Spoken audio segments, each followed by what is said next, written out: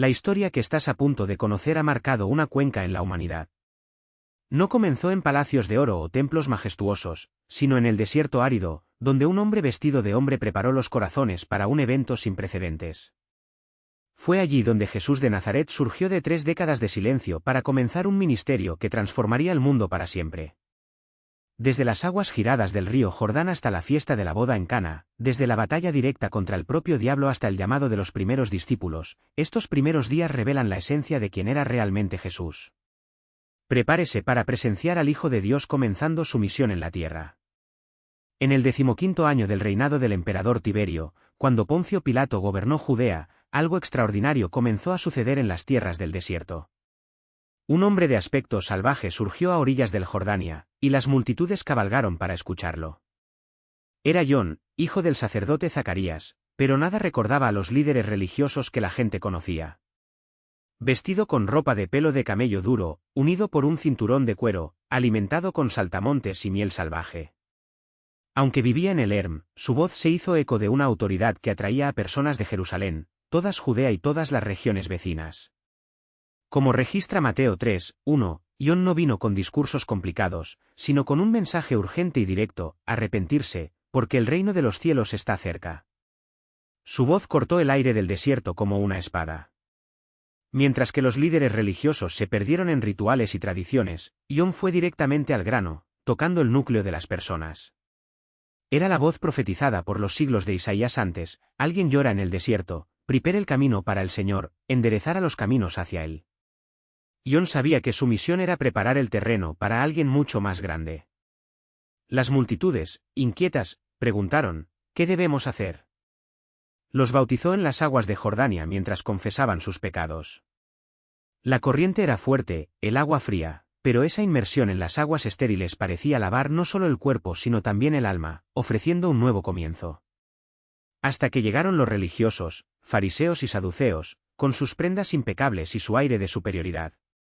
Jon no se inclinó ni les dio un tratamiento especial.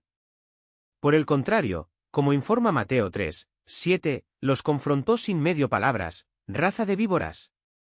¿Quién les enseñó a huir de la ira? Y agregó: sin piedad, no pienses que es suficiente decir: Abraham es nuestro padre. Dios puede criar hijos a Abraham a estas piedras. Los líderes, acostumbrados a la reverencia, estaban aterrorizados. Pero Jon no se detuvo allí. Advirtió que todos los árboles que no dan buena fruta se cortan y se arrojan al fuego. La gente se preguntó: ¿qué debemos hacer? Jon respondió con pautas prácticas: aquellos que tenían 2 túnicas deberían compartir con aquellos que no tenían ninguno, los recaudadores de impuestos deben ser justos, los soldados se conforman con su salario y no abusan de su autoridad. Pero su mensaje más importante no era sobre sí mismo. En Mateo 3:11 dejó en claro: los bautizo con agua para arrepentirse, pero viene después de mí alguien tan poderoso que no soy digno de llevar sus sandalias. Los bautizará con el Espíritu Santo y con fuego. Algunos incluso especularon si Jon sería el Mesías prometido, pero rompió cualquier duda: su papel era preparar el camino para quien separaría el trigo de la paja, reuniendo el buen grano y quemando la paja con fuego inextinguible. Hasta que un día, como cualquier otro, mientras Jon bautizaba en el Jordania, una figura familiar se acercaba a las aguas. Era Jesús, su pariente de Nazaret. El momento de Maskele tenía algo diferente. Jesús entró en las aguas nubladas y pidió ser bautizado. Jon se retiró, asombrado. Mientras Matthew registra 3:14, protestó: necesito ser bautizado por usted. ¿Por qué vienes para mí? Después de todo, Jesús no tenía pecados para confesar, ni fallas para expiar. Jon R.C. le estaba dando el que había hablado durante tanto tiempo: cómo podía bautizar al Inmaculado Hijo de Dios. Pero Jesús tenía un propósito. En Mateo 3:15 respondió: déjalo por ahora, porque deberíamos cumplir con toda justicia. Jon luego obedeció. Cuando Jesús salió de las aguas, sucedió algo sobrenatural. Los cielos se abrieron como un velo desgarrado, y el Espíritu de Dios descendió sobre él en forma de paloma, aterrizando suavemente. No era un pájaro ordinario, era la presencia divina de Madre visible. Y luego una voz recuperada de los cielos, clara e inconfundible. Mateo 3:17 registra las palabras del Padre: este es mi querido Hijo, a quien me gusta. Todos escucharon. El Padre habló de los cielos, el Espíritu descendió como una paloma, y el Hijo, empapado por las aguas de Jordania, estaba allí. Por un momento perfecto, las tres personas de la Trinidad se revelaron en la unión. John observó, asombrado. Era la confirmación que necesitaba. Ese hombre que sabía desde la infancia, Jesús de Nazaret, era de hecho el Cordero de Dios, el que quitaría el pecado del mundo. El bautismo no era purificar a Jesús, no tenía la culpa, sino marcar el comienzo oficial de su misión, su presentación pública como el Mesías. Los que presenciaron ese día nunca olvidaron lo que vieron y escucharon. Jesús había sido ungido por Dios mismo para el trabajo por venir. Inmediatamente después del bautismo, sin embargo, ocurrió algo inesperado. El mismo Espíritu que descendió sobre Jesús como una paloma ahora lo guió a un lugar de descanso o planificación, sino al desierto árido hostil, donde las bestias salvajes deambulaban y el sol castigaba sin piedad. Mientras Mateo dice 4:2, Jesús ayunó durante 40 días y 40 noches, más de un mes sin comida, solo agua, oración y el calor abarrotante del desierto. Al final, su hambre era insoportable. Fue en este momento de extrema debilidad que apareció Satanás. El diablo había observado el bautismo de Jesús. Había escuchado la voz del Padre de los cielos. Sabía que él era el Hijo de Dios, pero vio una violación allí. Jesús estaba solo, agotado por el hambre y lejos de cualquier ayuda. El primer ataque de Satanás fue simple y cruel. Como registra Mateo 4:3, provocó: si eres el Hijo de Dios, envía estas piedras para convertirse en pan. Las rocas alrededor, redondeadas, de hecho recordaban el pan que comía la gente. Y Jesús tenía el poder de hacer eso. Pero entendió la trampa, no era pan, sino de confianza. Usaría su poder divino para satisfacer sus propias necesidades o confiar en el cuidado de su Padre. Jesús respondió con las Escrituras, citando Deuteronomio 8:3, no solo el pan del hombre vivirá, sino de cada palabra que sale de la boca de Dios.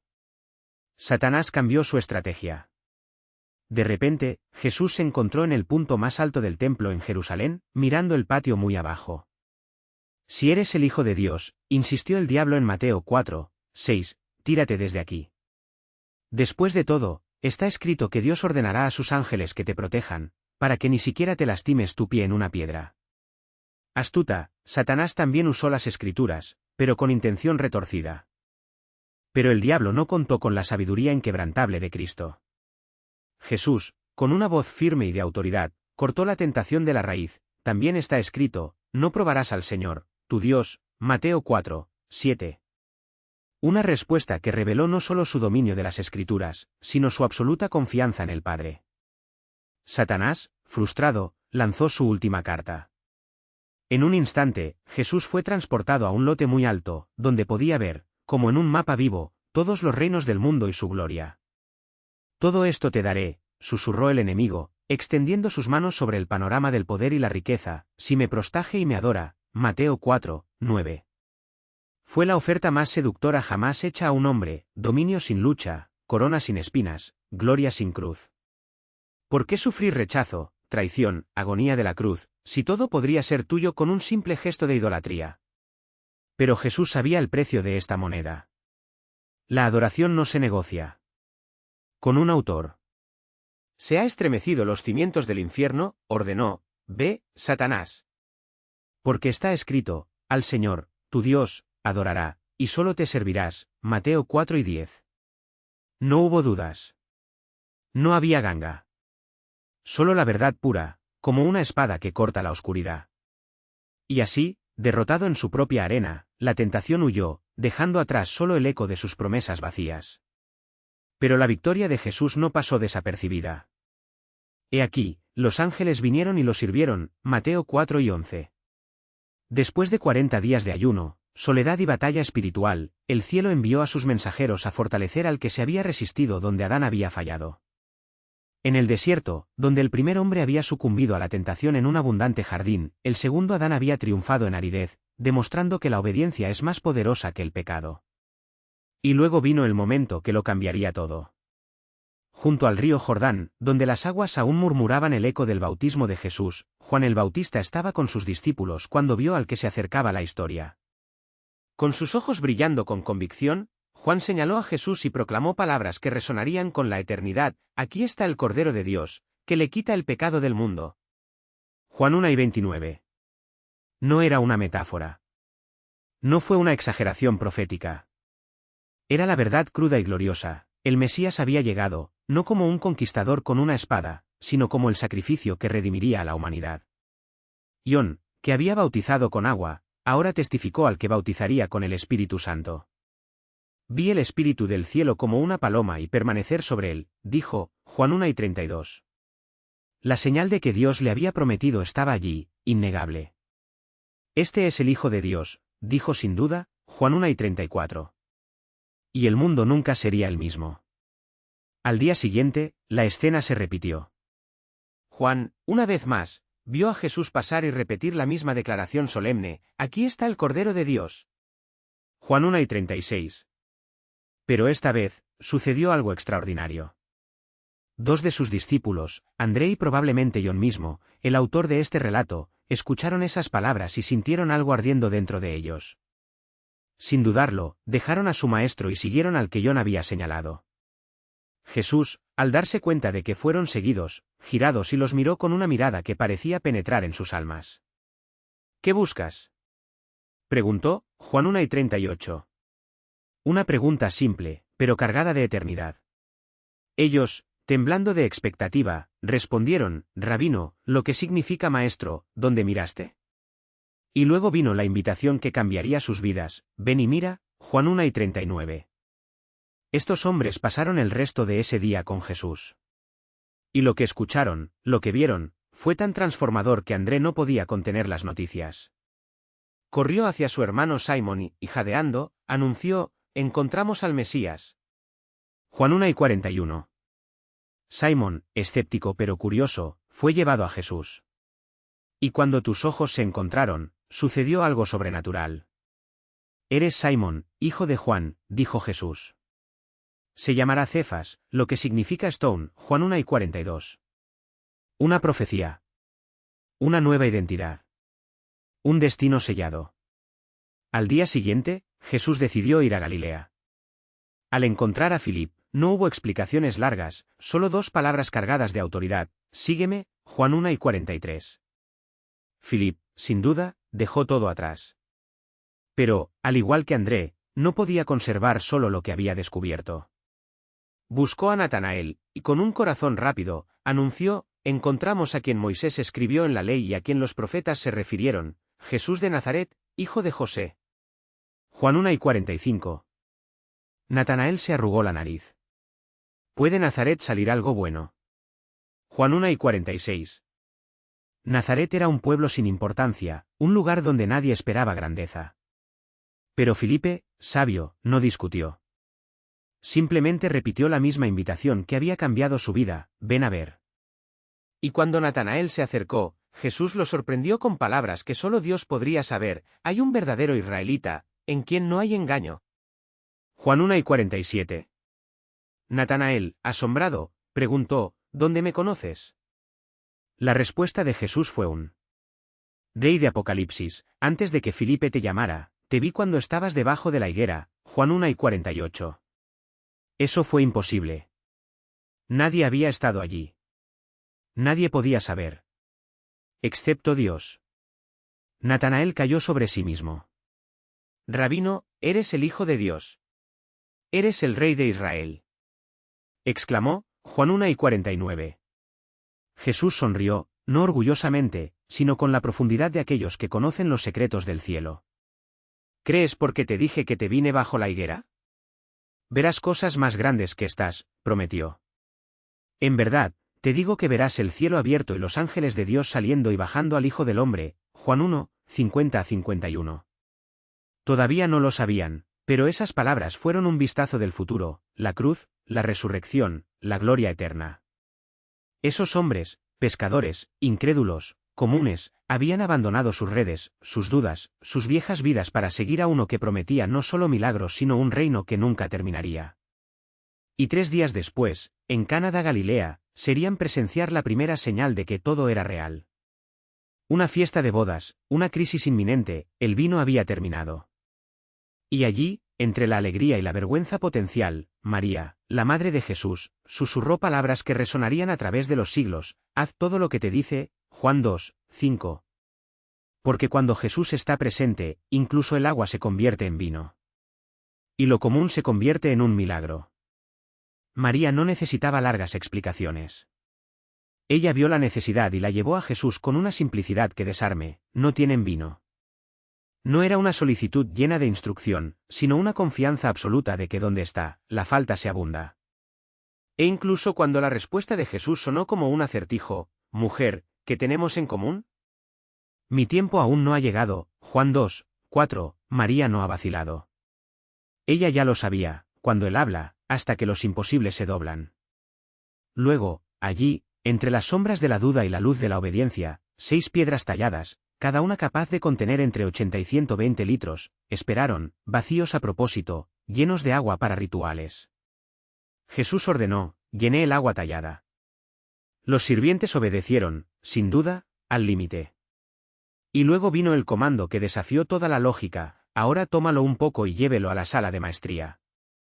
Imagine la escena: manos sosteniendo una taza con agua ordinaria mientras el corazón palpita con la pregunta silenciosa: ¿qué está haciendo? Pero la fe no requiere comprensión, requiere acción. Y cuando el líquido tocó al maestro de los labios de la fiesta, sus ojos se abrieron. No era agua. Era vino. No es ningún vino, pero el mejor había demostrado, tan excepcional que rompió todas las reglas de la hospitalidad. Todos sirven el mejor vino primero, murmuró, perplejo, y mantienen lo inferior para cuando los invitados ya están borrachos. Pero tú, tienes lo mejor por ahora. Juan 2 y 10. El novio, ajeno al milagro, recibió los cumplidos. ¿Pero los discípulos? Vieron el agua rindiéndose al vino, el vestido común de la gloria. Y allí, en Cana, entre risas y tazones desbordantes, algo dentro de ellos también transformó, manifestó su gloria, y sus discípulos creían en él. Juan 2 y 11. No fue un gesto de conveniencia para salvar una fiesta. Fue una señal, el primer rayo de un sol que no sale. El mismo hombre que convertiría el pan en el cuerpo y la muerte en la vida había comenzado su trabajo. Y el mundo nunca sería el mismo. Pero Jesús no solo vino a las fiestas. Llegó a la guerra. A partir de ahí, descendió el Capernaum con su madre, sus hermanos y los discípulos, en un breve descanso antes de la tormenta. Para la Pascua se acercó, y Jerusalén, con su templo sagrado, lo estaba esperando. Pero lo sagrado había sido profanado. El lugar donde Dios debería encontrar al hombre fue tomado por el ruido de los negocios: bueyes en movimiento, ovejas balindo, monedas que se inclinan en las mesas de los cambiadores de dinero. El olor a ganancias ahogó el aroma de la oración. Y luego Jesús actuó. Con un látigo de cuerda entre las manos, no como un arma, sino como un símbolo de autoridad, él expulsó a los animales, derribó las mesas, extendió las monedas en el piso. Toma estas cosas de aquí. No hagas de la casa de mi padre un mercado. Juan 2 y 16. Los discípulos, paralizados, recordaron las Escrituras: el celo de tu casa me consumirá. Salmo 69, 9. El que sanó con palabras ahora purificada con fuego. Los líderes religiosos y furiosos requirieron una señal: ¿qué milagro nos muestra para demostrar que tienes autoridad para ello? Juan 2 y 18. Y Jesús, con una calma que corta como espada, respondió: destruye este templo, y en 3 días lo crearé. Se rieron. 46 años para construir esas piedras, ¿y él habló en 3 días? Pero Jesús no se refirió a las paredes. Habló de sí mismo. Para ese cuerpo, una vez predicarían en una cruz en ascenso, y el verdadero templo, donde Dios habita, no sería hecho con manos humanas, sino por la victoria sobre la muerte. Los fariseos marcarían su nombre en la lista de enemigos. Pero entre las sombras de esa noche, un hombre poderoso se acercaría a Sicret. Nicodemo no era curioso. Fue fariseo, un miembro del Sanedrín, un maestro en Israel, un hombre cuya reputación brilló más que las lámparas de Jerusalén. Pero algo en Jesús le molestó. No como una columna vertebral, sino como una llama. Luego, bajo el manto de la noche, vino. Rabino, sabemos que eres un maestro que viene de Dios, porque nadie puede hacer estas señales que haces, si Dios no está con él. Juan 3, 2. Jesús no perdió el tiempo con formalidades. Fue directamente al abismo entre la religión de Nicodemo y el reino de Dios. De hecho, te digo que el que no nace de nuevo no puede ver el reino de Dios. Juan 3, 3. El maestro de las Escrituras estaba paralizado. ¿Cómo puede un hombre nacer, ser viejo? Puede entrar en el vientre de su madre. Juan 3, 4. Su mente, entrenada en leyes y rituales, no encontró atajos para ese misterio. Jesús luego diseñó la imagen con palabras que el viento entendería: lo que nace de la carne es carne, lo que nace del espíritu es el espíritu. El viento sopla donde quiere, y escuchas tu voz, pero no sabes de dónde viene, ni dónde va, así es todo quien nace del espíritu. Juan 3, 6,8. Nicodemo, aturdido, balbuceado, ¿cómo puede ser? Juan 3, 9. Y luego, como un rayo de rayo que rasgaba la oscuridad, vino la respuesta que iluminaría siglos. Porque Dios amaba al mundo de tal manera que le dio a su Hijo solo engañado, que todos los que creen en él no perecen, sino que tienen vida eterna. Juan 3 y 16. No se trataba de cumplir con los rituales vacíos o acumular méritos religiosos. Se trataba del amor incondicional de Dios, un amor tan profundo que le dio a su propio Hijo para que por fe en él recibiera no solo la vida sino la vida eterna. Jesús continuó, cortando como una espada cualquier sombra del legalismo: Dios no envió a su Hijo al mundo para condenarlo, pero que el mundo puede ser salvado por él. Juan 3 y 17. Ese diálogo nocturno con Nicodemo reveló una verdad explosiva: el reino de Dios no se abre a aquellos que se juzgan dignos por sus obras, sino a aquellos que, humildes como niños, nacen nuevamente por la fe en Cristo. Incluso el maestro de los maestros, el fariseo instruido en las Escrituras, necesitaba este renacimiento espiritual. Nicodemo partió esa noche con la mente en llamas, las certezas sacudidas. El maestro se había convertido en un discípulo, y todo lo que pensaba que sabía sobre Dios estaba siendo revolucionado. Jesús dejó a Judea y regresó a Galilea. Pero su camino lo llevó a través de Samaria, una ruta evitada por la mayoría de los judíos, que prefirieron dar un paseo de días para no pisar esa tierra. Siglos de odio separaron a los judíos y samaritanos, una herida abierta por diferencias religiosas, prejuicios étnicos y desconfianza mutua. Pero Jesús no se desvió de los encuentros divinos. Al mediodía, cuando el sol se quemaba sin descanso, incluso Sicar, cerca del campo que Jacob le había dado a Yosef siglos antes. Estaba el pozo de Jacob y Jesús, agotado. Esto desde la larga caminata, se sentó a su borde. Sus discípulos habían ido a la ciudad a comprar comida. Fue entonces cuando una mujer samaritana se acercó para eliminar el agua. Con una simplicidad que esconde un abismo de significado, Jesús le preguntó: «Dame a beber». Juan 4, 7. La mujer se retiró, sorprendida. «¿Cómo, siendo tú judío, me pides que me beba, que soy una mujer samaritana?» Juan 4, 9. Las barreras eran insuperables: los judíos no hablaron con los samaritanos, los hombres no hablaron públicamente con mujeres, mucho menos un rabino se retiraría para pedir algo de un hereje. Pero Jesús no vino a preservar las tradiciones humanas, vino a demoler muros. Con una mirada que penetró más allá de las apariencias, él respondió: «Si supieras el regalo de Dios y quién te dice, dame a beber, te preguntarías, y él te daría agua viva». Juan 4 y 10. La mujer frunció el ceño, confundido. «Señor, ni siquiera tienes una jarra, y el pozo es profundo. ¿Dónde tienes este agua viva?» Juan 4, 11 a 12. Pero Jesús no habló de agua que apaga la sed física. «Todos los que beben esta agua tendrán sed de nuevo, pero quien beba del agua nunca tendré sed de él, tendrá sed. Por el contrario, el agua en la que me convertiré en una fuente para engañar a la vida eterna». Juan 4, 13 a 14. Era una promesa tan audaz que la mujer, todavía no entendida completamente, intimida: «Señor, dame esta agua para que ya no tenga sed, ni necesite venir aquí». Juan 4 y 15. Pero Jesús estaba a punto de revelar que su don no era solo para satisfacer la sed espiritual, sino transformar vidas rotas. Con una autoridad que solo el Creador posee, ordenó: «Ve, llama a tu esposo y vuelve aquí». Juan 4 y 16. La mujer dudó. «No tengo marido», respondió, bajando los ojos. Jesús, entonces, con una mezcla de compasión y verdad aguda, dijo: «Usted dijo, no tengo esposo, porque 5 esposos ya han tenido, y el que ahora no tiene su esposo, esto ha dicho con la verdad. Juan 4, 17-18. El impacto fue inmediato. Esa mujer, solía despreciar, reconoció, no se enfrentaba a un hombre común. «Señor, veo que eres un profeta», exclamó, como si las palabras se escaparon. Y luego, en un intento por desviar el enfoque de su propia vida expuesta, lanzó la pregunta que ha dividido a judíos y samaritanos durante generaciones: nuestros padres adoraron en esta colina, pero usted dice que en Jerusalén es donde uno debería adorar. Juan 4 y 20.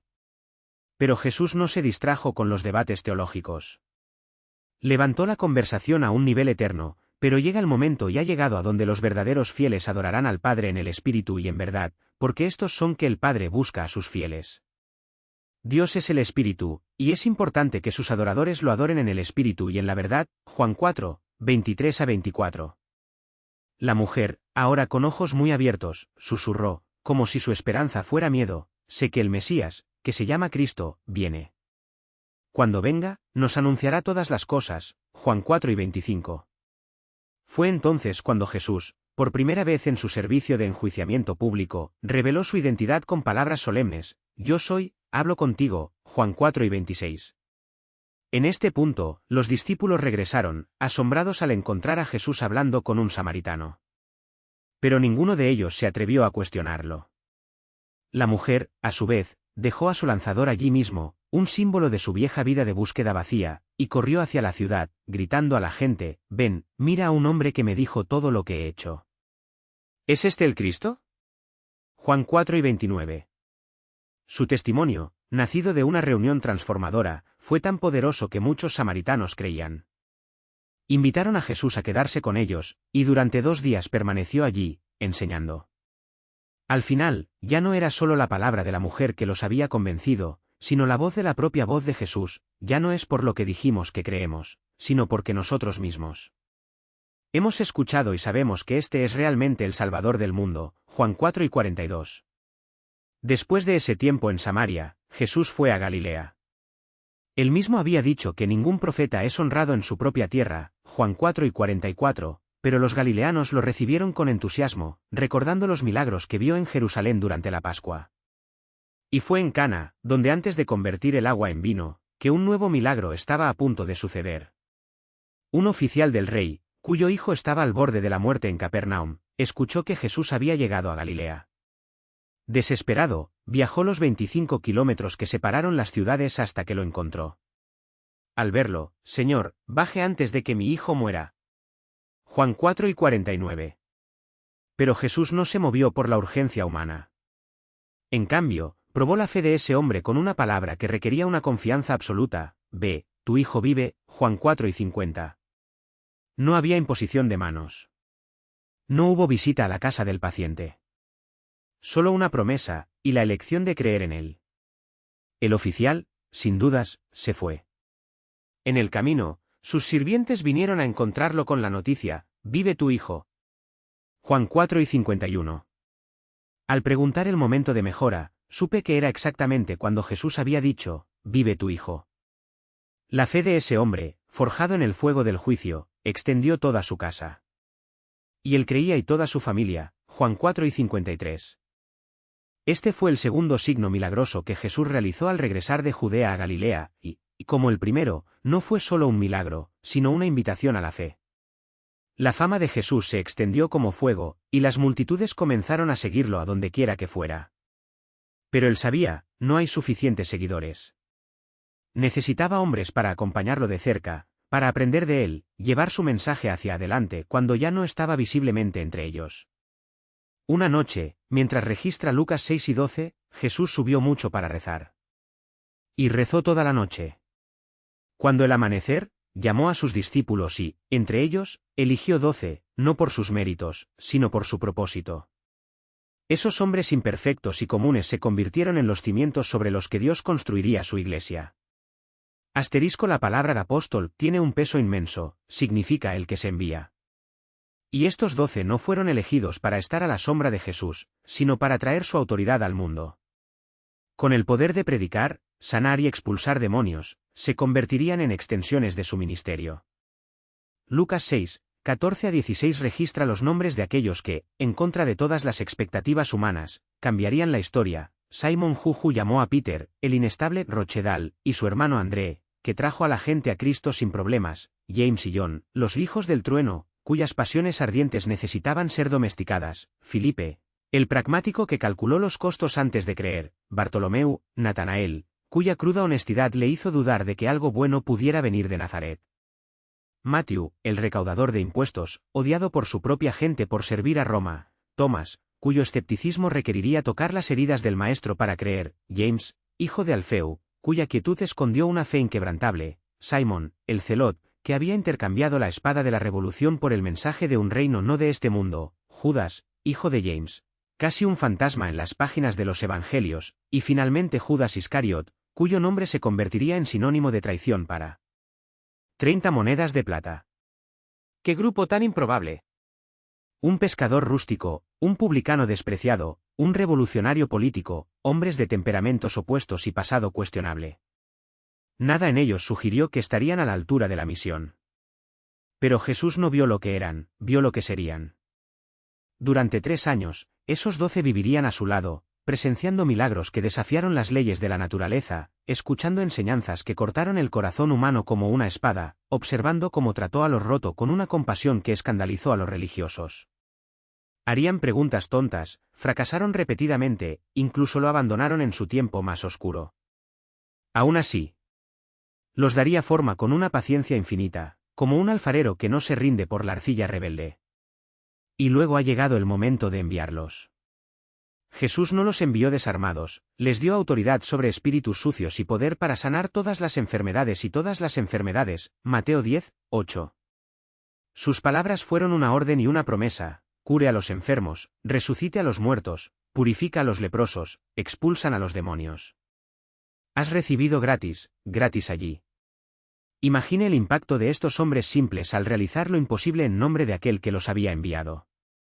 Pero el verdadero milagro no estaba en los signos, estaba en el mensaje que llevaban: un reino donde los últimos son los primeros, donde la misericordia triunfa sobre el juicio, donde incluso los traidores tienen lugar para el arrepentimiento.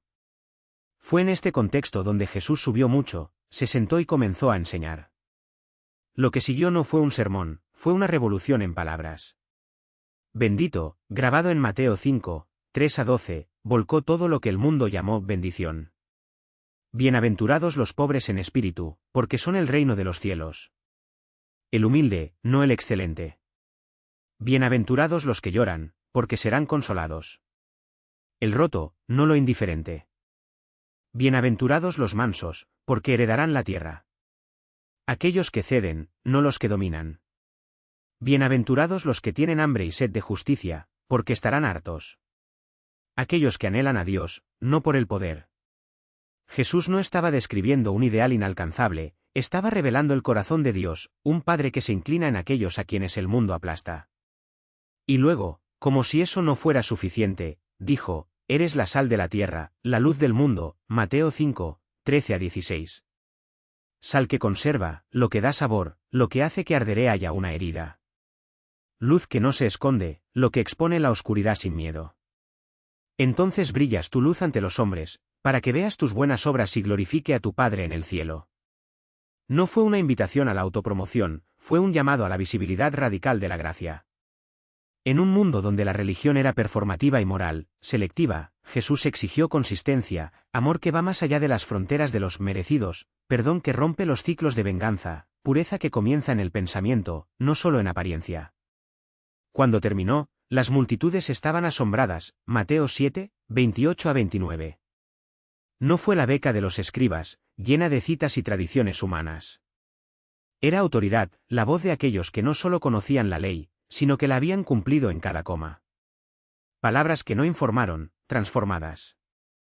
Y luego, en Jerusalén, junto a la puerta de Oveja, había un lugar llamado Betesda, un pozo de desesperanza disfrazada de esperanza.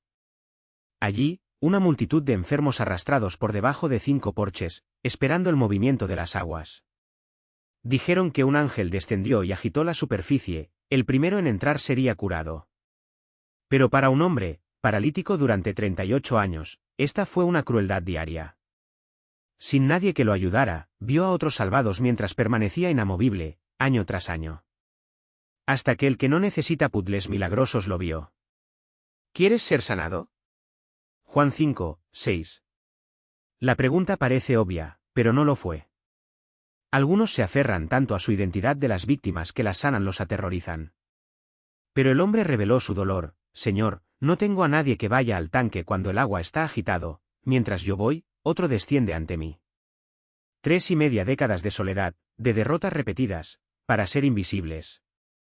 Pero Jesús no vino a competir por los milagros, vino a recrear lo imposible. Levántate, toma tu cama y camina, Juan 5, 8. Y el hombre se levantó. Imagine el primer temblor en los músculos atrofiados, el peso de su propio cuerpo sostenido por sus piernas por primera vez en casi 4 décadas. Los pasos inciertos, luego firmes, hasta que funcionen, gratis. La alegría debe haber sido indescriptible, hasta que los religiosos lo interceptaron. ¿Es el sábado? No es legal llevar la cama. Juan 5 y 10. Su ley era una carga, la gracia de Jesús, invitación a la vida. Pero el hombre, que todavía no sabía quién lo sanó, respondió con una fuerte simplicidad: el que me curó dijo, lleva tu cama y camina. Y así, involuntariamente, señaló el verdadero escándalo: un Dios que se siente en el día equivocado, que elige el incorrecto, que reescribe las reglas con su propia mano. Una garantía tangible, algo que podría sostener sus manos o repetir como una fórmula. Pero Jesús no llegó a ser un distribuidor de pan, llegó a ser el pan. Moisés no les dio el pan del cielo, los desafió, Juan 6 y 32, pero mi Padre les da el verdadero pan del cielo. Porque el pan de Dios es el que desciende del cielo y da vida al mundo. Y luego, con una autoridad que cortó como espada: yo soy el pan de vida. El que viene a mí nunca tendrá hambre, quien crea en mí nunca será sediento, v35. Las palabras eran demasiado.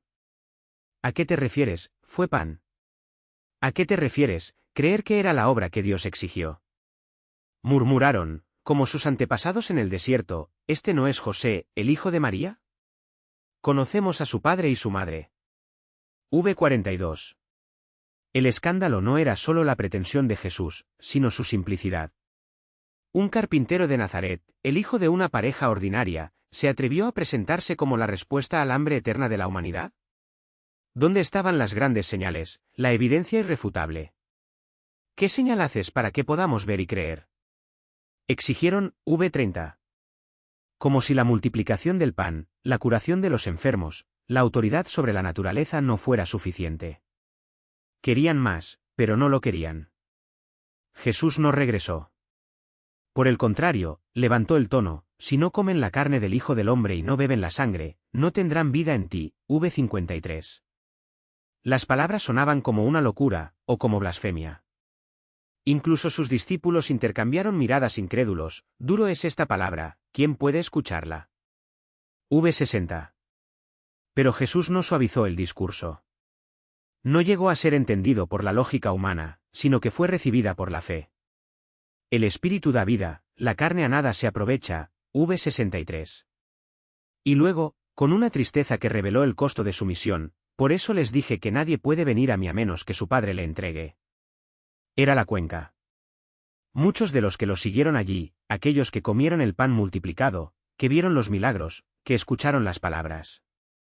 Desde entonces, muchos de sus discípulos se han vuelto y ya no caminaron con él, v66.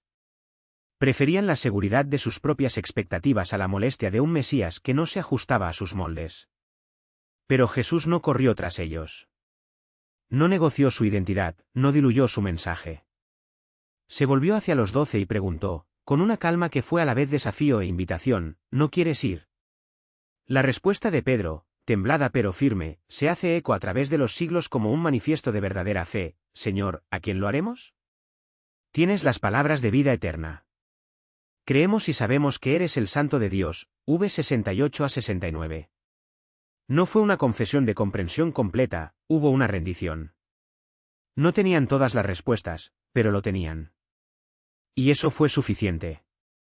Porque al final, la fe no se trata de resolver todas las dudas, se trata de reconocer que, ante el que es pan, agua, luz y vida, la única respuesta que queda es: Señor, ¿a quién iremos? No era suficiente para el multiplicar el pan para satisfacer el hambre físico, debo revelar como el pan que apaga el alma para siempre. Y cuando los oyentes, aún adjuntos a la lógica del maná en el desierto, exigieron una señal como prueba, Jesús los confrontó con una verdad que sacudiría los cimientos de su religión: la verdad, en verdad, te digo, no fue Moisés quien te dio el pan del cielo, es mi Padre quien le da el verdadero pan del cielo. Juan 6:32. Esta no fue una corrección histórica, sino una revolución espiritual. Manna era sombra, él era la realidad. Los padres comieron y murieron, quien salía con él viviría para siempre. Y luego, con una autoridad que solo el Hijo de Dios podría haber, Jesús proclamó: soy pan de la vida. Quien venga a mí nunca tendrá hambre, y aquellos que creen en mí nunca tendrán sed. Juan 6:35. Palabras que deberían haberse recibido como agua en el desierto, pero sonaban como un escándalo para los oídos endurecidos. ¿Cómo? Como un hombre carpintero, conocido por sus hermanos identificados con Dios mismo, con la provisión eterna que no pudo ofrecer. Misterio: si no comes la carne del Hijo del Hombre y no bebes su sangre, no tendrás vida en ti. Juan 6:53. Muchos retirados, dura es esta palabra. Jesús no suavizó el mensaje. No corrió después de los que se fueron, no negoció la verdad. Se volvió hacia los 12, y con una mirada que penetró en la médula, preguntó: ¿quieres quitarte también? V67. Era hora de la decisión. No había un término medio con Cristo, ya sea si él permanece en él o perece sin él. Y fue Peter, con su impetuosa fe y sus palabras que se hicieron eco del cielo, que respondió con una confesión que resuena a través de los milenios: Señor, ¿a quién tendremos las palabras de vida eterna? V68. Una declaración que no fue el resultado de la comprensión intelectual, sino de la revelación divina. No tenían todas las respuestas, pero tenían la respuesta. Pero incluso entre los 12, la sombra de la traición ya se estaba moviendo. Judas escuchó las mismas palabras, vio los mismos milagros, pero su corazón permaneció cerrado. Jesús lo sabía. Siempre lo supe. Y, sin embargo, los llevó con él, a la multitud lejos de los fariseos, a las afueras de Cesarea Filipe, donde el río Jordán nace a los pies del imponente Hermón. Un lugar de soledad sagrada, donde el ruido del mundo no podía ahogar la voz de Dios. Estaba allí, entre el murmullo de las aguas y el silencio de las montañas, que Jesús haría la pregunta que separaría a los curiosos de los comprometidos. ¿Quién dice que la gente es el Hijo del Hombre? Mateo 4:13, preguntó, como si probara el término de la opinión humana. Las respuestas vinieron listas: Jon el Bautista, Ilaiche, Jeremaíe, grandes nombres, voces que habían sacudido a Israel. Pero Jesús no quería saber lo que otros decían. Los quería. Sus ojos, llenos de urgencia eterna, se establecieron en los 12, y la pregunta cayó como una espada: ¿y dices que lo soy? V15. El silencio debe haber sido ensordecedor. Hasta Peter, envuelto con una confesión que no era suya, sino a través de él: tú eres el Cristo, el Hijo del Dios viviente. V16. No es un profeta. No es un maestro. El Mesías. ¿El Hijo? Una declaración que trascendió toda la teología humana, que solo podrían hacer en el útero de la revelación divina. Y Jesús, cuyos ojos brillaban con una alegría que solo el Padre podía entender, respondió: bendito sea tú, Simón Barjonas, porque no eran carne y sangre que revelé, sino mi Padre, que está en el cielo. V17. Aquellos que pensaron que Peter era solo un pescador grosero no entendía lo que estaba pasando. Allí, en ese momento, una roca estaba siendo tallada por las manos humanas, sino por la palabra de Dios.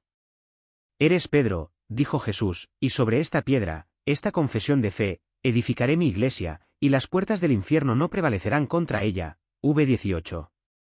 No fue Peter Mann quien apoyaría a la iglesia, sino la verdad que acababa de proclamar: que Jesús es el Cristo, el Hijo del Dios viviente.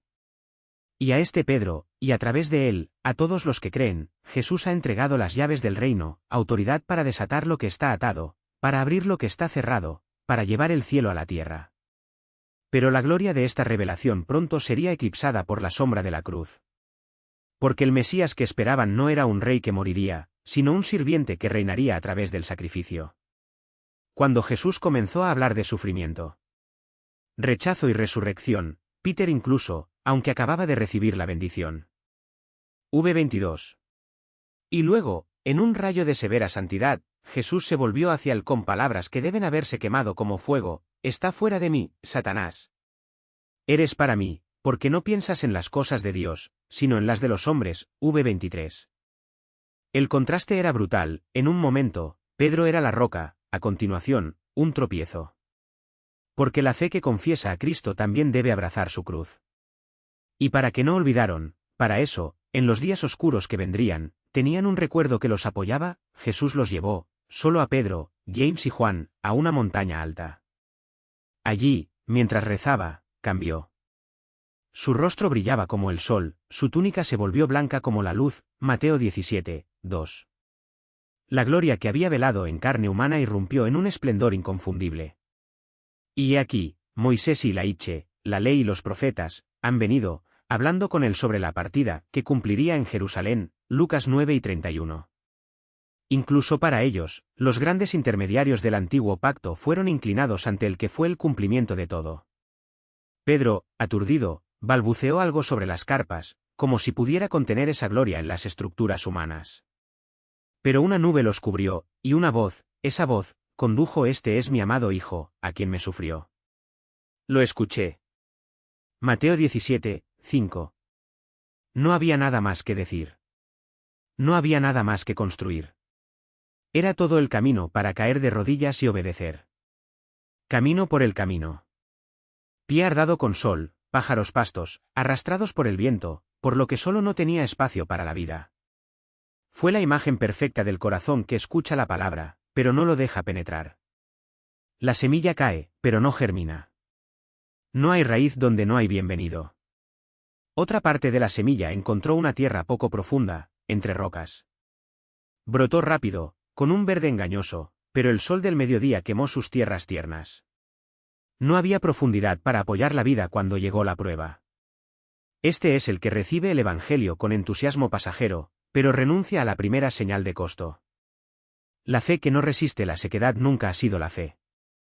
Pero también estaban las espinas. La semilla creció, pero intercalada con preocupaciones, la seducción de riquezas, los deseos que se asfixian. Lo que debería ser un campo de fruta se ha convertido en una jungla de prioridades distorsionadas. La palabra se ahogó, no por persecución, sino por distracciones disfrazadas de urgencia. ¿Cuántos hoy escuchan la voz de Dios, pero dejan que el ruido del silencio del mundo? Finalmente, la buena tierra. Preparado, giratorio, libre de piedras y espinas. La semilla cayó, fue recibida y producida, 30, 60, 100 veces más. No era una cuestión de suerte, sino de disposición. Un corazón que se da no solo a la emoción del momento, sino a la obediencia persistente. Aquí la palabra no solo se escucha, se vive. Y Jesús, con esa mirada que perforó las almas, concluyó: «El que tiene oídos para escuchar, escuchar». Mateo 13, 9. No fue una invitación a la mera audición, sino a la transformación. Porque la diferencia entre la semilla que muere y la fructificación no está en el suelo en sí mismo, son aquellos que eligen preparar la tierra. Los discípulos, intrigados, más tarde se acercaron: «¿Por qué el discurso en las parábolas?». V10. Y Jesús, con una mezcla de tristeza y soberanía, reveló el misterio: «Te has hecho saber los secretos del reino, pero no para ellos. Para el que lo ha hecho, pero se dará, y tendrás abundante. Pero para el que no lo hace, hasta que el pequeño que tenga que ser tomado». V11 a 12. No era una cuestión de favoritismo, sino postura. Quien busca la verdad con humildad, recibe más luz. Aquellos que cierran los ojos en la luz que ya se han convertido en una oscuridad cada vez más densa. Las parábolas no fueron códigos para ser descifrados, sino espejos, demostraron el estado del corazón de quienes los escucharon. Y luego, como un maestro que sabe exactamente dónde debe doler la lección, Jesús se volvió hacia ellos y le preguntó: «¿No ¿Tres esta parábola? ¿Cómo entiendes entonces a todos los demás?». Marcos 4 y 13. Porque si no capturaran esa urgencia de un corazón bien dispuesto, otra verdad la alcanzaría. El reino no es para los espectadores. Es para aquellos que, como la tierra buena, están por la gracia. Imagine la escena: El sembrador lanza la semilla con una generosidad indiscriminada, como un Dios que no tiene el sentido de las personas. Algunos granos caen, por cierto, pisoteados por la indiferencia, y los pájaros del cielo, esos ladrones espirituales, arrestan la palabra antes de que pueda germinar. Es el corazón endurecido, tan comprimido por el tránsito de rutina y escepticismo que incluso la verdad ni siquiera puede cavar raíces. Satanás no necesita excelentes estrategias aquí, solo distracción. Entonces lo pienso, esto no es para mí. Y así, la oportunidad se desvanece, tomada en el pico de falta de atención. Otros granos encuentran suelo rocoso, donde la tierra es poco profunda y la emoción superficial. Como brotes rápido. Hay lágrimas en los cultos, promesas en las redes sociales, un fervor que parece inextinguible, de modo que el sol de la prueba arde despiadado. Cuando la fe requiere más que un amado en el puesto o un elogio los domingos, las raíces atrofiadas no apoyan la planta. Estos son los corazones que confunden el entusiasmo con la conversión, que intercambian la cruz por conveniencia. La palabra crece, pero no se profundiza, y lo que no tiene raíz, el viento cae. Peor aún es la semilla que cae entre espinas. No es que no crezca, incluso florece. Pero los bordes de la ambición, la hiedra de las preocupaciones cotidianas, las vides de las cosas urgentes se acurrucan, chupando la savia de la vocación. Poco a poco, lo que era una prioridad se convierte en un pasatiempo, la llamada se convierte en un pasatiempo, y la voz de Dios se ahoga por el zumbido de las notificaciones y las cuentas por pagar. Estos son los que casi llegan allí, pero casi son la tragedia de aquellos que ven el reino desde lejos sin entrar nunca. Pero entonces, ahí está la buena tierra. No por su propio mérito, sino para rendirse. El suelo que se deja ser elaborado por el arado de la convicción, fertiliza por la humildad, regando la obediencia. En estas vidas, la palabra no solo sobrevive, ella se multiplica. 30, 60, 100 veces más. No son las matemáticas de la productividad humana, sino del milagro divino, un solo grano se convierte en pan para multitudes, una semilla solitaria vira bosque de justicia. Estos son aquellos que entienden que el Evangelio no es la teoría, sino la semilla, y que solo afrutan cuando muere en el surco del corazón. Quien tiene oídos para escuchar, se hace eco de la voz de Jesús. Pero muchos cubren las orejas, como si cerrara las cortinas para no ver el sol. Incluso los discípulos, aquellos que deberían ser los primeros en entender, necesitan explicaciones de lado. Y luego, en la intimidad de aquellos que quieren ver, él desentraña el misterio, la palabra es la semilla, y el suelo es el estado del alma. Algunos son saqueados por la mentira incluso antes de escuchar la verdad.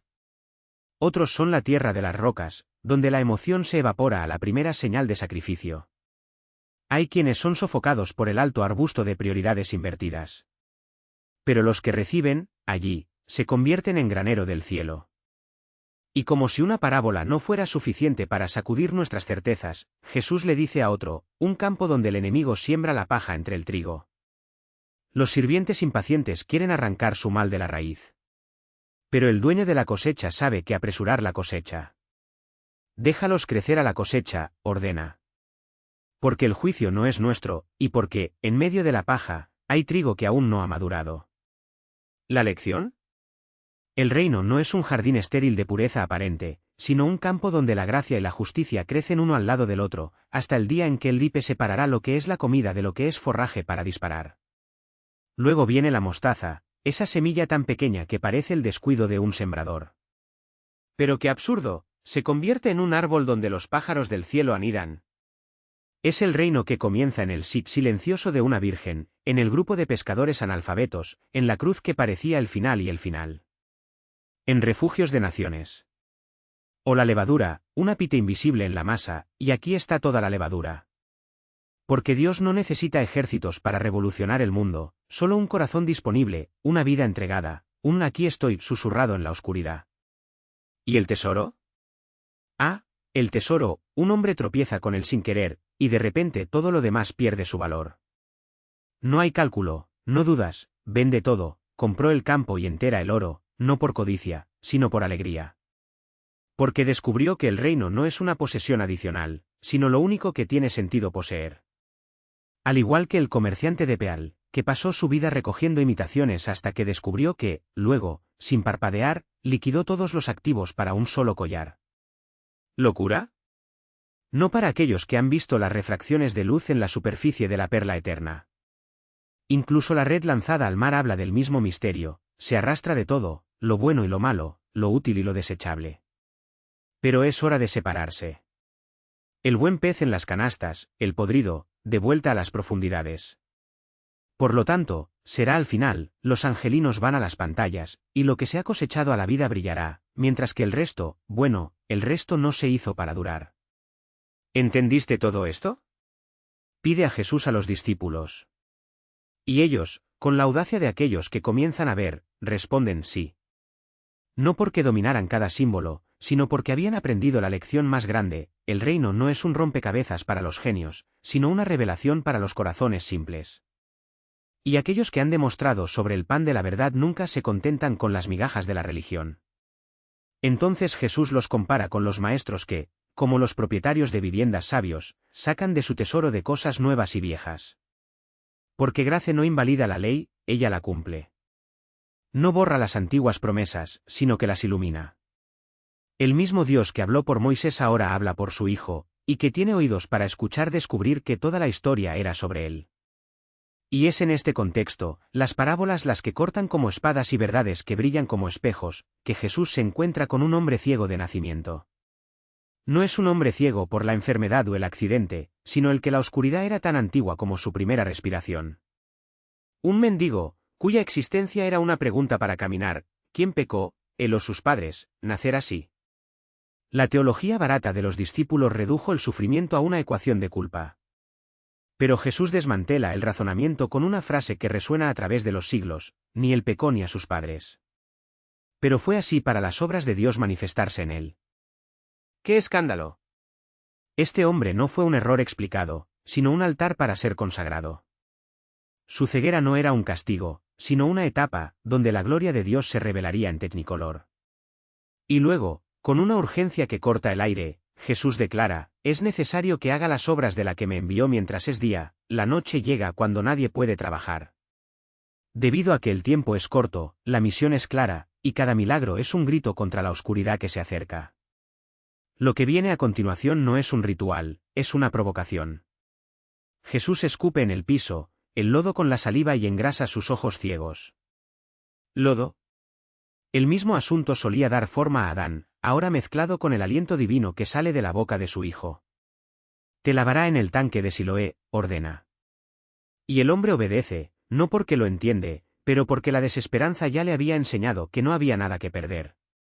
Cuando vuelves, tus ojos no solo ven, sino que se queman. Los colores explotan como fuegos artificiales.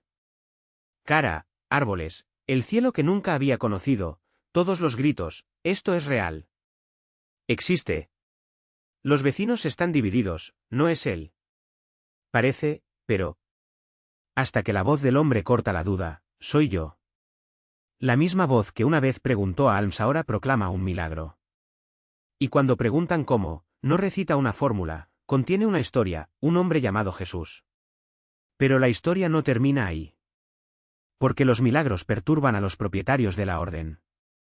Los fariseos son convocados y el debate se ilumina: este hombre no guarda el sábado. ¿Cómo? Un pecador hace tales señales. Quieren descalificar el milagro, pero la evidencia está ahí, pisando el piso que nunca habían visto, mirando los ojos que anteriormente solo sabían. Como abriste los ojos, y la respuesta es tan simple que se desarme: me puso los ojos en los ojos, se lavó y ahora veo. Los padres son llamados, pero esquivan, paralizados por el miedo a la expulsión de la sinagoga. Pregúntale: es mayor de edad, murmuran. ¿Cobardía? Tal vez. O tal vez la sabiduría de quien sabe que algunas batallas no son tuyas para pelear. De vuelta en la corte religiosa, los fariseos insisten: gloria a Dios. Sabemos que este hombre es pecador. Pero el antiguo Flash, que ahora ve más de lo que los ojos pueden alcanzar, responde con una fuerte ironía: si eres un pecador, no lo sé. Lo sé, estaba ciego, y ahora veo. Y cuando repiten las mismas preguntas, como si la verdad pudiera usarse por la insistencia, el hombre explota en una audacia que solo las personas liberadas saben: esto es extraño, no sabes de dónde es y, sin embargo, me abrió los ojos. Aquí está el núcleo: la religión quiere debates, el evangelio quiere transformación. Discutieron la teología, él vio. Y eso fue una prueba de que ningún argumento podría refutar. El hombre no solo defendía a Jesús, estaba desmantelando, pieza por pieza, el sistema que los oprimía. Dios no escucha a los pecadores, recuerda, con una lógica que corta como una espada, pero escucha a quien lo adora y hace su voluntad. Y luego el golpe final, nunca se escuchó que alguien abriría los ojos de una ceguera. Si este hombre no fuera Dios, no podría hacer nada. Su argumento fue un espejo antes que ellos, no se podía negar el milagro, por lo que solo la voz que lo presenció se calló. Y lo hicieron. Con la furia de aquellos que ven su poder amenazado, lo expulsaron del templo, como si pudieran apagar la luz que ahora ardía en sus ojos. Pero Jesús no abandona el suyo. Él lo encuentra, no por casualidad, sino con la precisión de quienes buscan la suya, y hace la pregunta que cambia todo: ¿conoces al Hijo del Hombre? El hombre, que hasta entonces solo se vuelve oscuro, ahora ve al que es la luz misma. ¿Quién es, Señor, para que pueda creer en él? Y Jesús, con una revelación que resonaría por la eternidad: ya lo has visto. Él es el que te habla. No hay dudas. No hay duda. Creo, Señor. Y allí, en el camino del polvo, un hombre que nació en las sombras se postra ante el sol que lo liberó. Pero la luz te molesta. Y cuanto más brillaba, más se retorcía la oscuridad. Los conflictos ya no eran discusiones, eran batallas. Cada palabra de Jesús era un cuchillo en su hipocresía. Cada milagro, una condena de su ceguera espiritual. Hasta que, en un día calculado para armar una trampa, arrastran a una mujer, acusada de adulterio, como cebo por una pregunta mortal: Moisés tenía tales mujeres apedreadas.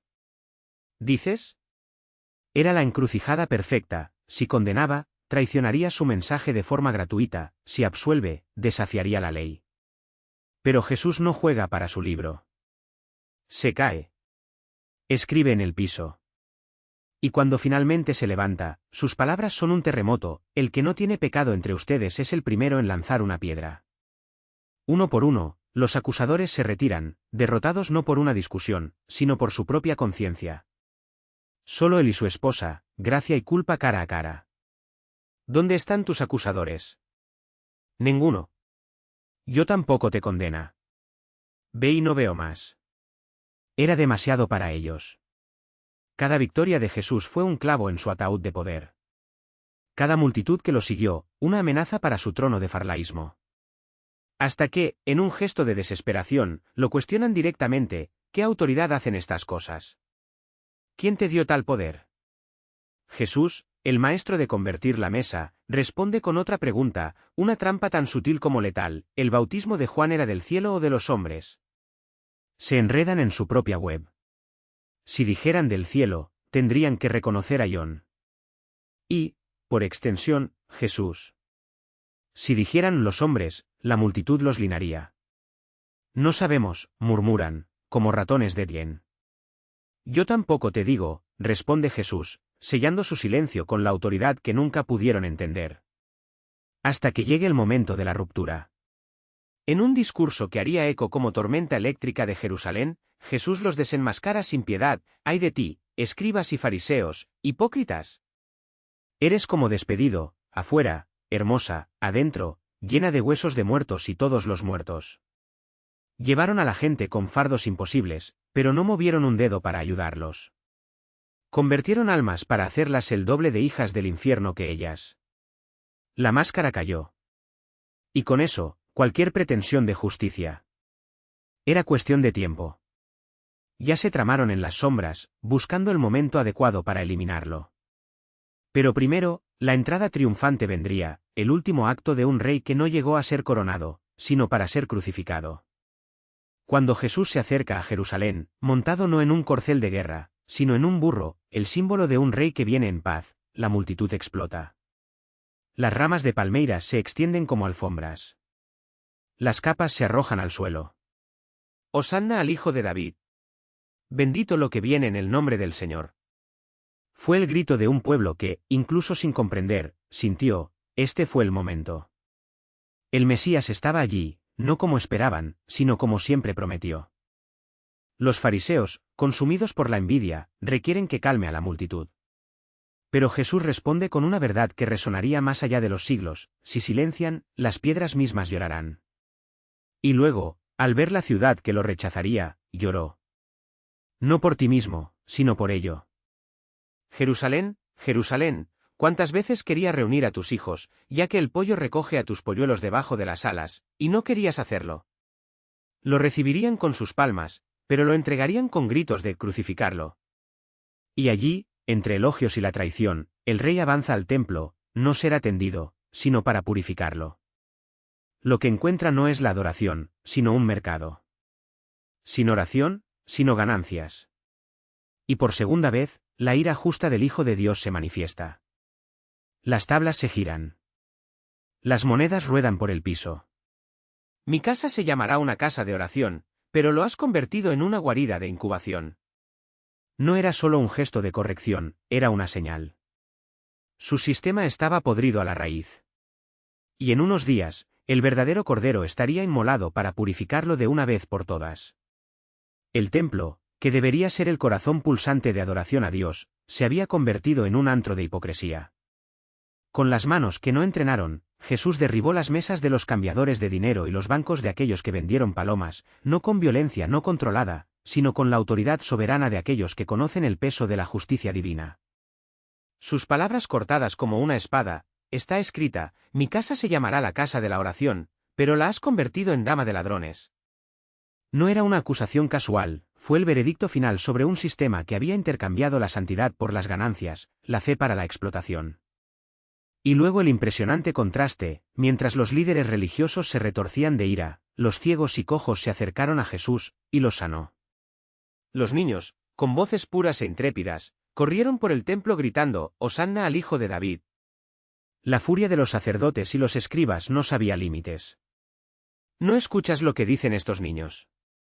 Nos desafiaron, como si la verdad pudiera ser silenciada por su indignación. Pero Jesús, con la sabiduría que desarmen los sabios de este mundo, les respondió con sus propias escrituras que pretendían reverenciar: sí. ¿Nunca leyó «Los niños y los bebés con los alabanza»?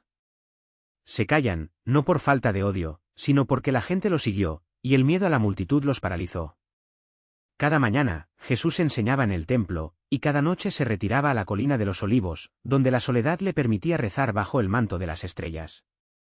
La escena fue montada. La semana que cambiaría la historia para siempre hubo. Llegó. Jerusalén estaba sellando, algunos lo aclamaron como rey, otros planearon su destrucción. 3 años de ministerio, milagros, amor incondicional, todo convergió a esos últimos días. Era el jueves de Pascua, y Jesús sabía, esa sería su última comida con los discípulos antes de la cruz. No fue solo una despedida, fue el preludio del sacrificio el que redimiría a la humanidad.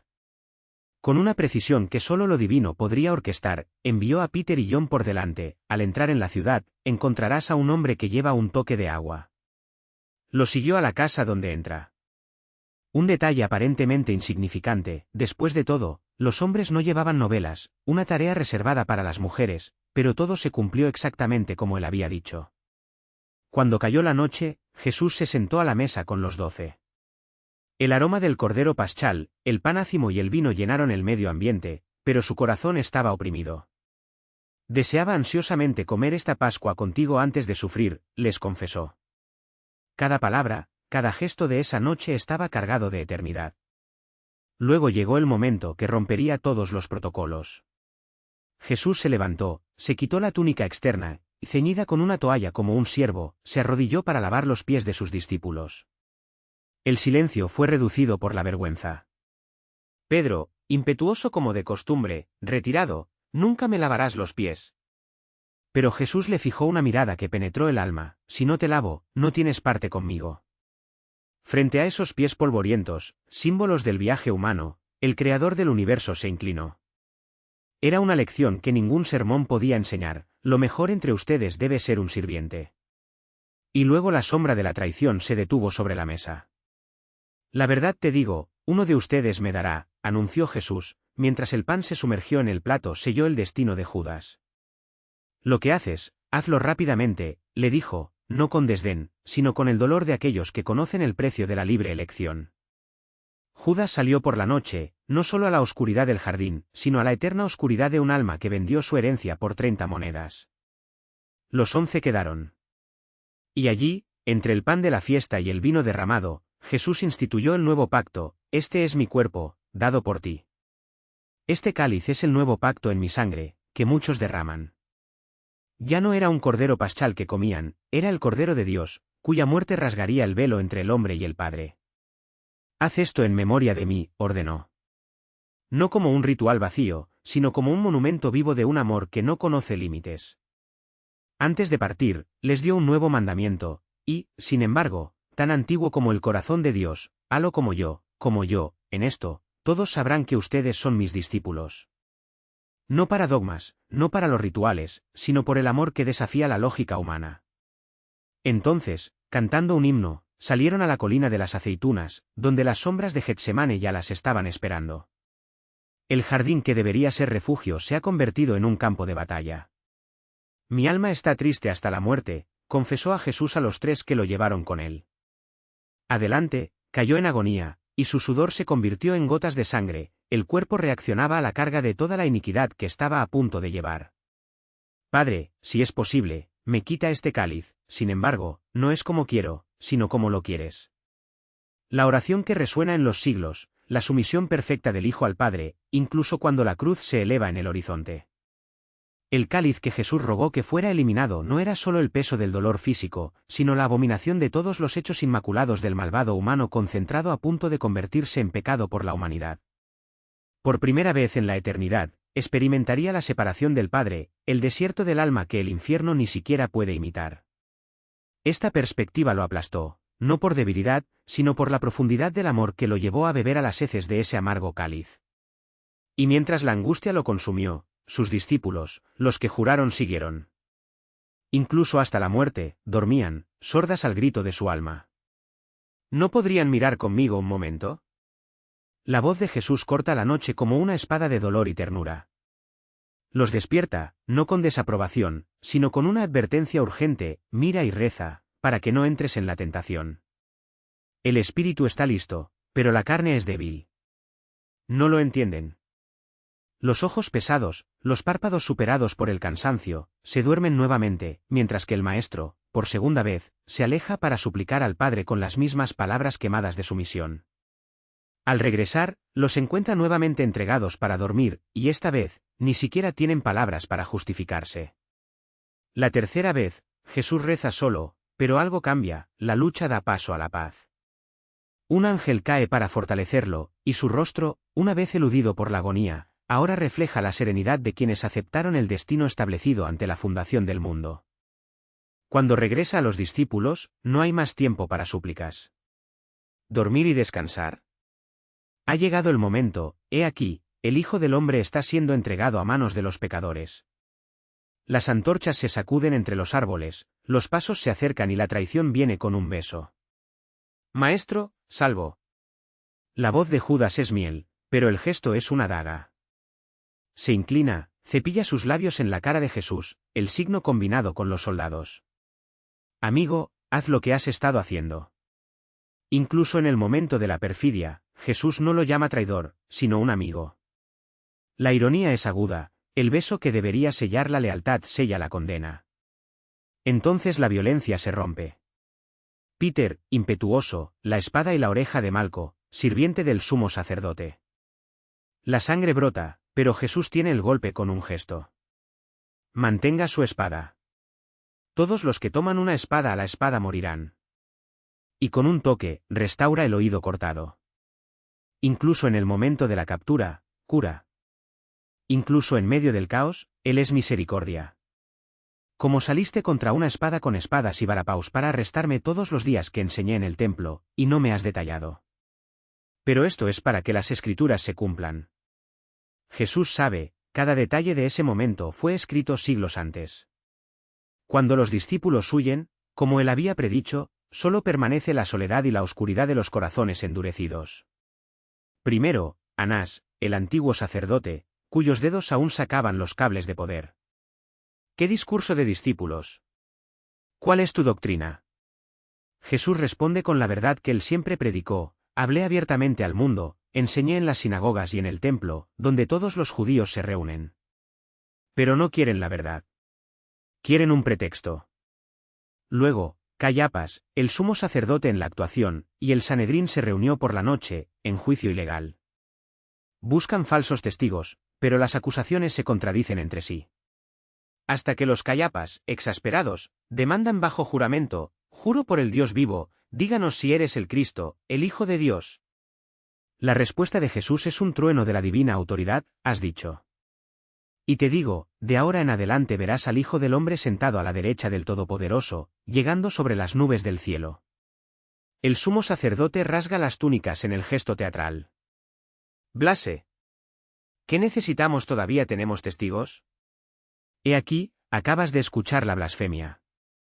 ¿Qué te parece? El veredicto es unánime, es un acusado de la muerte. Pero la ley romana se quita el derecho a ejecutar. Luego, al amanecer, arrastran a Jesús a Pilato. El gobernador romano mira a ese hombre sangriento y no encuentra culpa. ¿Qué apenas hizo? Pero la multitud, instigada por los líderes religiosos, exige Barabás, un asesino, y grita: «¡Crucifícalo!». Pilato se lava las manos, como si el agua pudiera purificar su cobardía. «Soy inocente de la sangre de este justo. Esto está contigo». Y le da a Jesús la furia de los hombres. Los soldados romanos no pierden tiempo. En el patio del pretorio, la tropa se reúne con el espectáculo de la humillación.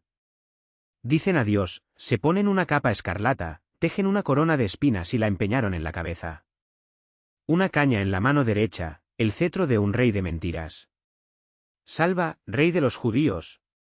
Se arrodillan en sarcasmo, se escupen en la cara, le golpearon la cabeza con su propio cetro. La sangre gotea a través de los templos, mezclándose con las lágrimas que nadie ve. Cuando la estafa termina, se arrancan la capa y la piel se sale con las espinas. Lo usan con su propia ropa, ahora pegada al cuerpo por las lesiones, y la expulsan. La lana de la cruz espera. Jesús ya es débil para la flagelación, el cuerpo es una herida abierta. Pero los soldados lo obligan a llevar el poste horizontal a través de las calles de Jerusalén, bajo ojos curiosos y risas crueles.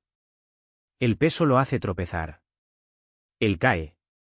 El polvo se mezcla con la sangre. Luego arrastran a un hombre de la multitud, Simón, el Cirene, y lo obligan a llevar el cruce por el resto del camino. A lo largo del camino doloroso, las mujeres lloran y lamentan. Jesús se vuelve hacia ellos, y su voz, aunque rota, lleva una advertencia solemne: «Hijas de Jerusalén, no llorarán por mí. Llorar por ustedes y sus hijos. Porque vendrán cuando dirán: felices, se levantan, los Bethels que no han generado y las senos no amamantaron. Entonces nos gritarán». Llegan al Gólgota. Te ofrecen vino mezclado con gal para atenuar el dolor, pero se niega. No quieres anestesia para este momento. Se acuestan en la madera, estiran los brazos, y el martillo cae. El sonido del hierro en la carne resulta como un juicio sobre la humanidad. Las uñas perforan las manos y los pies, no solo los huesos y los nervios, sino el propio pecado del mundo, predicado allí, en esos miembros santos. Y cuando levantaron la cruz, el cielo se oscureció. El dolor era insoportable, pero lo soportó hasta el final. Mientras los soldados levantaron la cruz con una explosión sorda, los músculos tensos de Jesús fueron retenidos contra las uñas y, sin embargo, de sus labios secos por el sol y la agonía, una oración que haría eco a través de la eternidad: «Padre, perdónalos, porque no saben lo que hacen». No fue un grito de desesperación, sino un suspiro de misericordia divina, el Creador del universo que intercedió por sus torturadores en el momento en que lo aplastaron.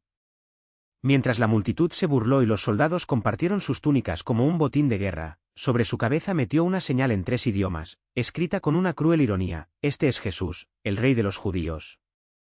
La corona de espinas, ahora pegada al cuero cabelludo por la sangre coagulada, era su única insignia real.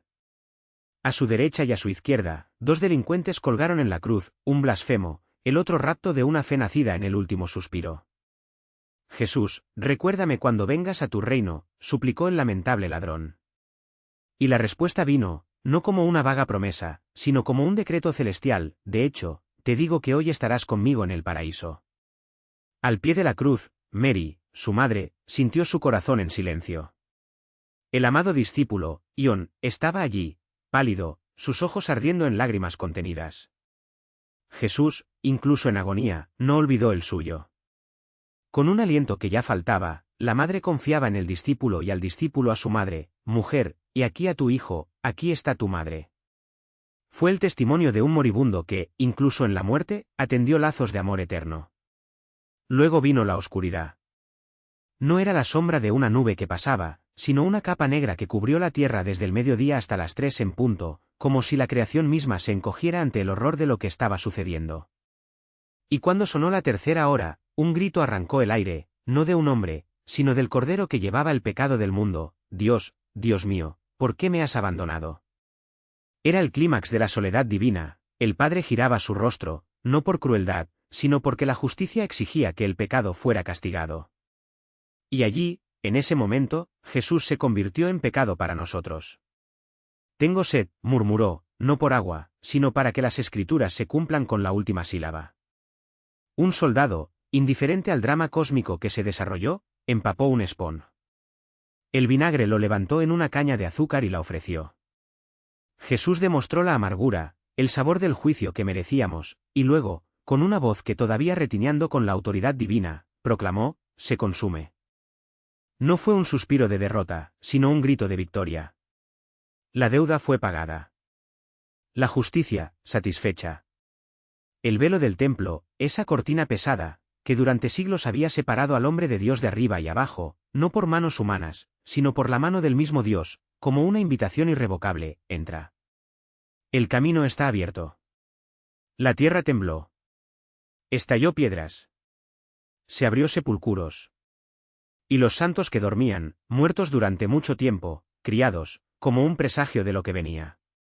Hasta el centurión romano, endurecido por 1000 ejecuciones, remaba el gladio tremendamente en su mano. Verdaderamente, este hombre era un hijo de Dios, dijo, no como una pregunta, sino como la única conclusión posible frente a esos signos. La multitud, a que hora antes de que gritara, crucifiedit, ahora golpeó el pecho, aturdida, como una pesadilla para descubrir que había visto el asesinato de inocencia en persona. Cuando cayó la noche, un hombre rico, José de Arimatea, miembro del Sanedrín pero discípulo secreto, se atrevió a pedir a Pilato el cuerpo de Jesús. El gobernador, sorprendido por la velocidad de la muerte, como los crucificados solían agonizar durante días, confirmó con el centurión: ya está muerto. Permiso otorgado. José, con Nicodemo, el que una vez había buscado a Jesús por la noche, temeroso de los judíos, trajo unas 30 libras de mirra y alienígena, un regalo real a un rey que no tenía ningún lugar para descansar la cabeza. Lo envolvieron en lino fino, con las especias, según la costumbre judía, y la colocaron en una nueva tumba, cavaron en la roca, donde no había muerto Jacera antes. Se rodó una piedra contra la entrada. Se aplicaron sellos romanos. Los guardias armados configuraron el reloj. Todo parecía perdido. Los discípulos, aplastados por el luto, se escondieron de miedo. Las mujeres agotadas se preparaban para ungir un cadáver al amanecer. Pero lo que no sabían era que mientras la tierra dormía, el infierno estaba temblando. Y eso, antes de que el sol se rompiera sobre Jerusalén, la muerte sería tragada por la victoria. Peter, sin embargo, no se contuvo. Mientras John permaneció en la entrada, paralizado entre duda y esperanza, avanzó resueltamente a la tumba. Y lo que vieron sus ojos no fue retirada, sino sobrenatural. Las sábanas que involucraban el cuerpo de Jesús yacían abandonados, excepto uno: la mortaja que se había cubierto su rostro estaba doblada con precisión, como si las manos cuidadosas lo hubieran arreglado después de cumplir su propósito. ¿Qué ladrón perdería el tiempo destruyendo pistas funerarias? ¿Qué profanador se detendría para doblar una tela con la prisa de un robo? La lógica humana se derrumbó antes de esos detalles. Fue entonces cuando John cruzó el umbral. Una verdad lo golpeó como un rayo, vio y creyó. No había más espacio para las teorías. Esas bandas vacías no mentían. La piedra eliminada no era una señal de derrota, sino de triunfo. Algo más allá de la comprensión humana había sucedido allí, y el mundo nunca sería el mismo. Sin embargo, su fe seguía siendo una llama temblorosa. Los discípulos regresaron a casa, llevando una mezcla de asombro y una pregunta quemada: ¿qué significa eso? Pero Mary Magdalene permaneció. Su llanto llenó el jardín mientras se inclinaba una vez más sobre la tumba vacía. Y fue entonces cuando, entre las lágrimas, vio dos figuras vestidas en blanco sentado donde debería estar el cuerpo de Jesús. «Mujer, ¿por qué llora?». Los ángeles le preguntaron. Su respuesta fue un grito de dolor: «Tomaron a mi Señor, y no sé dónde lo ponen». Todavía estaba buscando un cadáver, cuando la vida en persona estaba a punto de revelarse. Un movimiento detrás de ella. Una voz que cortó el aire como un aliento de primavera: «Mujer, ¿por qué llora? ¿A quién buscas?». Mary se volvió, pero sus ojos nublados al llorar solo vieron a un hombre, al jardinero. «Si lo llevas, dime dónde lo pones, y lo llevaré», suplicó, dispuesto a llevar el peso de un cadáver solo. Hasta que una sola palabra, María, fue suficiente. La forma en que la hablaba, la entonación que solo conocía, de repente el velo cayó. «Raboni». El maestro estaba allí. Vivo. Resplandeciente. Ya no está atrapado por las leyes de la muerte, sino señor sobre ellas. Ella trató de abrazarlo, sostener la que la tumba no pudo retener. Pero Jesús, con infinita ternura, la detuvo: «No me he detenido, porque todavía no he subido a mi Padre. Pero ve a mis hermanos y les digo que voy a mi Padre y a tu Padre, a mi Dios y a tu Dios». María se fue como una chispa. El primer testigo de la resurrección, el primer arauta de las noticias que sacudirían los cimientos del tiempo, vi al Señor. Esa misma noche, mientras se extendían las sombras de Jerusalén, los discípulos encerrados a puerta cerrada, atrapadas entre el miedo a los líderes religiosos y el eco de las palabras de María. ¿Sería cierto? ¿O el dolor transforma los deseos en alucinaciones? Entonces, sin previo aviso, sin las cerraduras que ceden, Él estaba allí. Entre ellos. No como un espectro, sino como el mismo Jesús que había roto el pan en Emaús, que calmó las tormentas, que habían llorado sobre Lázaro. «La paz sea contigo», dijo, y su voz disipó el terror cuando la luz rasga la oscuridad. Pero Tomé no estaba allí. Y cuando los demás le dijeron, se cruzó con los brazos: «Si la señal de los puntos negros no entró en sus manos, y no puso su dedo en su lugar, y no puso su mano de lado, no creeré». Una semana después, Jesús regresó. Las puertas nuevamente no lo detuvieron. «Pon el dedo aquí. Mira mis manos. Extiende tu mano y póngala de lado. No seas incrédulo, pero creas». Tomás cayó de rodillas. No tenías que jugar. Solo mira el que la muerte no pudo contener. «Mi Señor y mi Dios», exclamó, la confesión más alta que los labios humanos ya han pronunciado. Y Jesús luego extendió la bendición más allá de esas paredes, más allá de ese tiempo: «¿Por qué me viste, creciste?». Bienaventurados los que no vieron y creyeron. Una promesa para ti. Para mí. Para todos los cuales, siglos después, doblan las rodillas frente a una tumba vacía y un Salvador resucitado. Pero la historia no terminaría allí. Al amanecer el otro día, 7 discípulos regresaron a la rutina que conocían: las redes, el mar, la espera infructuosa. Toda la noche lucharon contra las aguas, y nada. Hasta que una voz resonó desde la playa: «Lanza la red a la derecha del bote y la encontrarás». Obedecieron, y el mar pareció explotar en la vida, una multitud de peces que casi rompió las mallas. John lo reconoció primero. «Es el Señor». Peter, impetuoso como siempre, se arrojó a las aguas. Cuando llegaron al margen, lo encontraron no como un fantasma, sino como el anfitrión que ya había sido: acceso a fuego, hornear pescado, pan esperando. «Ven, come», los invitó a Jesús. Y allí, entre el olor a las brasas y el sabor de la comida, reafirmó: la resurrección no era un evento distante, sino una realidad que se extendía a las cosas más simples: trabajar, hambre, la comunidad. Después del desayuno, sin embargo, llegó el momento en que Pedro temerá. 3 veces lo había negado.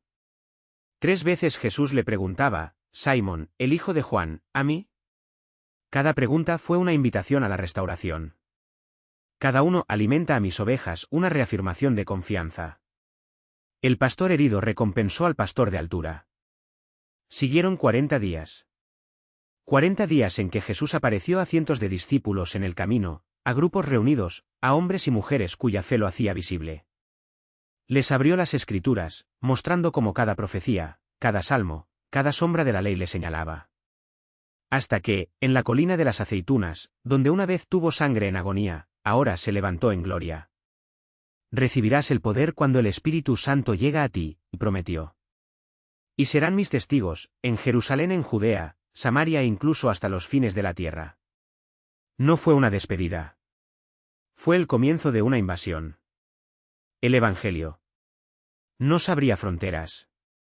Traer las buenas noticias a los fines de la tierra parecía una misión imposible para ese pequeño grupo de pescadores de hombres comunes, recaudadores de impuestos, un médico, manos tripuladas y corazones temblorosos. Pero Jesús no los dejaría en paz.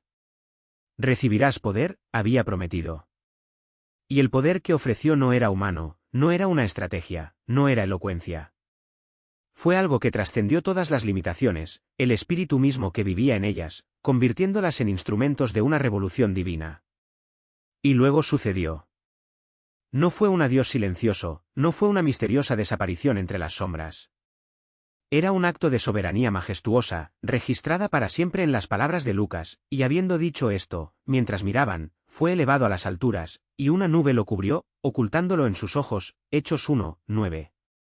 Imagine la escena, los discípulos, parados en la colina de las aceitunas, los ojos abiertos, los corazones rápidos, mientras que el que amaban, el que habían abandonado todo, ascendieron ante ellos, no un fantasma, no como una visión, sino en carne y gloria, hasta que la nube lo envolvió como una capa real. Se quedaron allí, inmuebles, el cuello, las almas suspendidas entre asombro y esperanza. ¿Fue de ese cielo que él regresaría? ¿Es ahí donde llegaría tu promesa final? Fue entonces cuando dos figuras vestidas de blanco salieron a su lado, como mensajeros de otro mundo. No hubo desaprobación de sus palabras, sino una pregunta que resonó como un llamado a la acción. Hombres de Galilea, ¿por qué estás mirando el cielo? Hechos 1:11. No era hora de la nostalgia. No era hora de arrepentirse. Era hora de recordar, este mismo Jesús, que fue elevado al cielo, vendrá de como lo viste levantarse. Una promesa sellada. Un juramento divino. No los dejaría a los huérfanos. No los abandonaría hasta su propia suerte. Volvería. Y cuando regresó, sería con la misma gloria, el mismo poder, la misma autoridad que había demostrado superando la muerte. Podrían haber llorado. Podrían haber sido desanimados. Después de todo, su maestro ya no estaba allí, visible, tangible. Pero algo dentro de ellos había cambiado. Esos hombres, que una vez temblaron detrás de puertas cerradas, ahora regresaron a Jerusalén con gran alegría. No era una alegría superficial, no era una euforia pasajera. Era la certeza inquebrantable que la historia no había terminado, apenas comenzaba. Y siempre estuvieron en el templo, alabando a Dios. Lucas 12:52. No tan derrotado, sino como ganadores. No como huérfanos, sino como herederos. No como espectadores, sino como participantes en un plano eterno. Se reunieron en la habitación superior, ese mismo lugar donde, semanas antes, el miedo los había paralizado. Ahora, sin embargo, no había lugar para la desesperación. Junto con las mujeres que habían seguido a Jesús, las que le sirvieron hasta el final, con María, su madre, que guardaba cada palabra del ángel, cada milagro del Hijo, perseveraron unánime en oración. 120 almas, un corazón, una expectativa, la promesa del Padre. Jesús había sido claro: no dejes Jerusalén, pero espera la promesa del Padre, a quien has oído hablar de mí, porque Jon bautizó con agua, pero serás bautizado con el Espíritu Santo, no mucho después de estos días. Hechos 1:4-5. No fue una espera pasiva. Era una vigilia sagrada. Una preparación para el fuego que se acercaba. Todo fue consumado. El Verbo que se convirtió en carne había cumplido su misión, nacido según lo prometido, vivido en perfecta obediencia, asesinado como sacrificio, criado en triunfo, ascendió en gloria. Ahora, establecido con el derecho de su Padre, no solo intercedió por el suyo, sino que preparó el desprendimiento de su espíritu, la fuerza que convertiría a esos discípulos en apóstoles, esos temerosos en mártires, ese mensaje local en un fuego global. La historia de Jesús en la tierra había llegado a su clímax. Pero no fue un fin. Era el preludio de algo más grande. Porque la Iglesia estaba a punto de nacer. Y el mundo desnudo. No sería lo mismo.